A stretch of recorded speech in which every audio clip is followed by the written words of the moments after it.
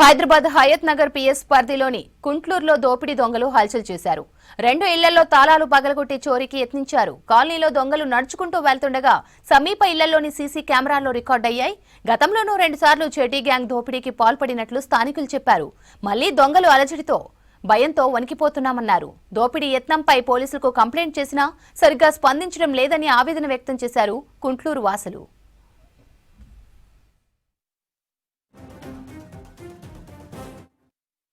మేము 5:30కి లేట్ చేసే వరకు డోర్ అంతా ఓపెన్ చేసి ఉన్నది. చూసే వరకు అక్కడ కింద లాక్ పడిపోయింది, ఇవన్నీ ఉంది. చూసి ఇమీడియట్లీ మా పక్కన వాళ్ళకి వాళ్ళందరికీ ఇంటిమేట్ చేశాను. చేసి వాళ్ళందరూ చూస్తే ఇట్లా పిచ్చి పగలగొట్టినట్టు చేసాడు. ఐరన్ రాడ్ లాగా ఉంది, చేతిలో ఒక బాటిల్ కూడా ఉంది. ఆల్రెడీ సీసీ ఫుటేజ్లో కూడా అది క్లియర్గా కనిపిస్తుంది. మా ఇంట్లో మా ఆపోజిట్ కూడా ఆ బిల్డింగ్లో కూడా సేమ్ ఇలాగే కట్ చేసి వెళ్ళిపోయారు. వాళ్ళు కూడా అసలు ఇంట్లో ఎవరు లేరు.